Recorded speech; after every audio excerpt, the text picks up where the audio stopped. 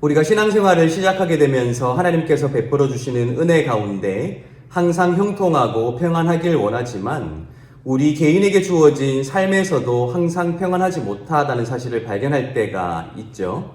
그리고 우리가 교회 생활을 하면서도 이 교회 내에서도 참 다양한 문제들을 만난다는 생각을 할 때가 굉장히 많이 있습니다.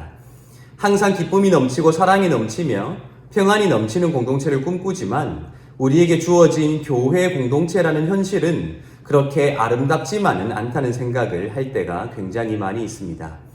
그런데 저는 성경을 읽으면서 다른 한편으로 큰 위안을 얻기도 합니다. 그 이유는 우리가 교회라는 이름으로 모여서 한 몸된 공동체, 예수 그리스도의 지체된 공동체로 생활하는 데 있어 겪을 수밖에 없는 다양한 문제들과 갈등들을 오늘 이 시대에 우리만 겪고 있는 것이 아니라는 사실을 발견하기 때문입니다. 어쩌면 우리가 너무 믿음이 약해서 또한 우리에게만 문제가 있어서 그러한 갈등을 겪는 것이 아니라 이미 믿음을 갖기 시작한 사람들은 그 믿음 때문에 다양한 갈등 속에 있을 수밖에 없었음을 이 성경이 우리에게 말해주고 있다는 것입니다. 그도 그럴 것이 1세기를 살았던 그리스도인들의 삶이 어떠했을까 생각해보면 그들의 삶은 그리 녹록지 않았을 것입니다.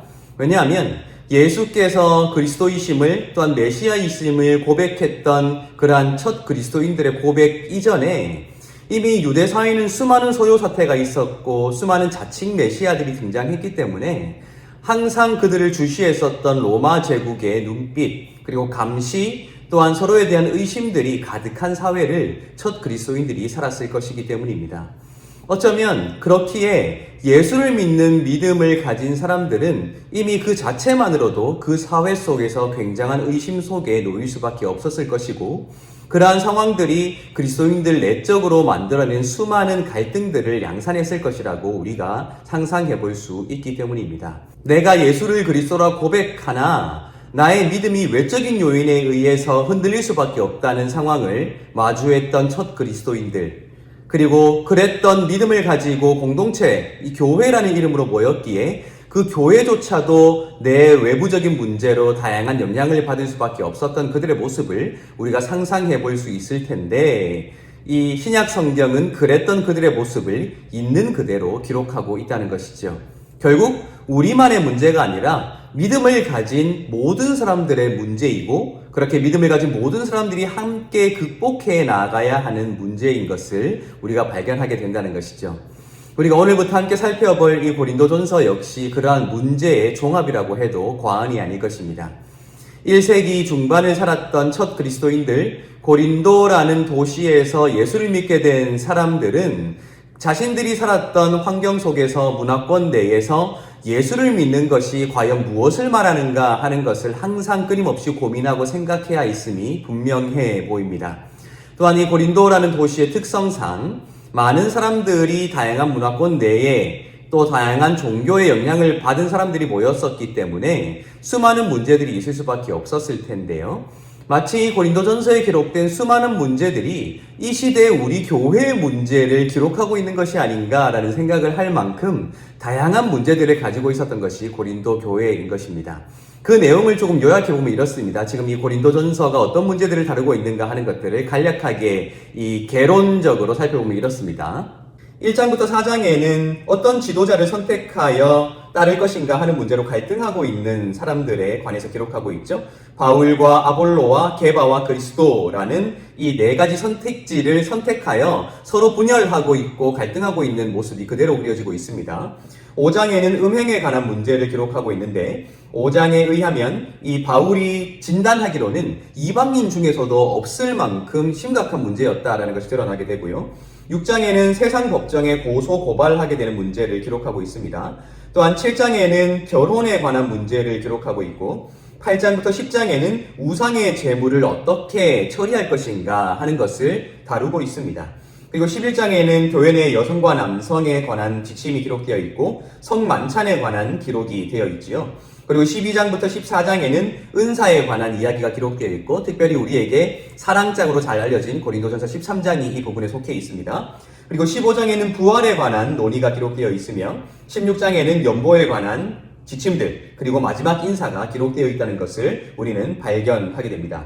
지금 간단하게 살펴본 것만으로도 고린도 교회라는 단일한 공동체가 참 많은 문제들로 갈등하고 또한 고민하고 있었다는 것이 드러나게 된다는 것이죠. 그런데 바울은 이 다양한 문제를 해결할 수 있는 지침을 각각 별개의 지침을 내려주는 것으로 해결하려고 했던 것이 아니라 이 모든 문제를 꿰뚫어낼 수 있는 가장 중요한 주제를 짚어내고 있다는 것입니다. 저는 개인적으로 이 고린도전서를 꿰뚫어낼 수 있는 하나의 주제가 있다면 그것은 그리스도의 십자가라고 생각했습니다. 우리가 이후에 구체적으로 살펴보게 될 것이지만 이 그리스도의 십자가가 과연 무엇인가, 또한 이 그리스도의 십자가 사건을 중심으로 그들이 어떤 존재가 되어야 하는가, 또한 그리스도의 십자가가 의미하는 바가 그들의 사고방식과 생각들을 어떻게 바꾸어내야 하는가 하는 것들을 바울이 십자가라는 그리스도인들의 믿음의 가장 근본적인 내용을 다룸으로써 짚어내고 있다는 것이 발견되게 된다는 것입니다. 결국 이 고린도 교회의 모든 문제들이 발생했던 것은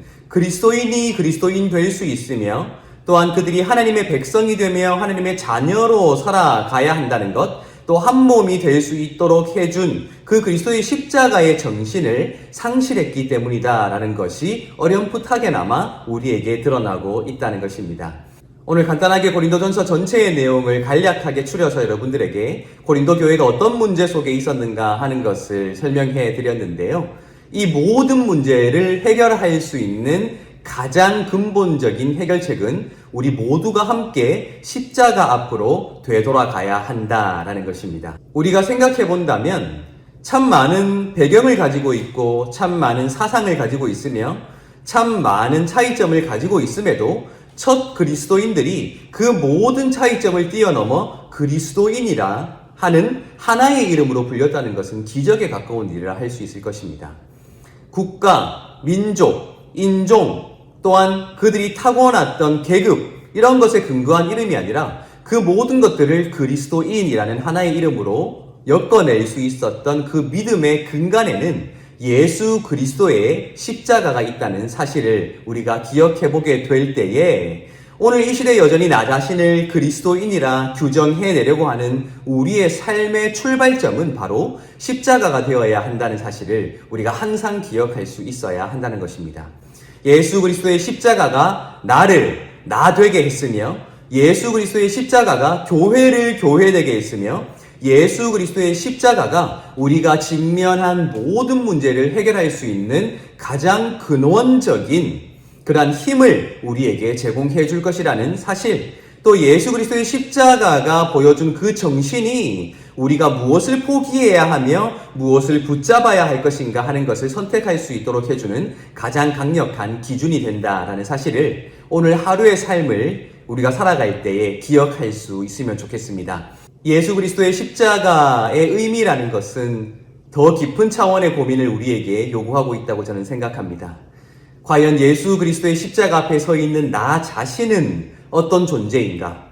내가 이전과 별반 다르지 않은 일상의 삶을 살아가고 있을 터인데 내가 십자가를 믿기 전과 십자가를 믿은 후의 삶이 어떻게 달라질 것인가? 아니, 내가 예수를 믿음으로 십자가를 믿음으로 달라져야 한다는 그런 의지를 갖게 하는 것이 바로 그러한 십자가일 텐데 과연 그 십자가가 무엇이기에 나에게 이런 의지를, 변화에 대한 의지를 갖게 하는 것인가 하는 것들을 깊게 생각해 볼 수 있으면 좋겠습니다. 먼저 나 자신에 대한 성찰, 우리 공동체에 대한 성찰을 시작할 때에 어쩌면 우리가 1세기 그리스도인들이 해왔던 그 고민의 연장선에 서 있을 텐데 우리 역시 그 십자가 앞에서 어떻게 그 유혹들과 시험들과 문제거리들을 해결해 나갈 수 있을 것인가 하는 것들을 근본적으로 통찰할 수 있는 힘이 생기지 않을까 저는 그렇게 생각해 보게 됩니다. 오늘 하루의 삶을 그렇게 예수 그리스도의 십자가 앞에 서 있는 나 자신을 먼저 반추하는 것으로 시작하여 그 예수 그리스도의 십자가의 능력으로 우리가 승리하게 되리라는 소망을 붙들고 오늘 하루를 하나님께 영광 돌리며 살아가시기를 예수님의 이름으로 축복합니다.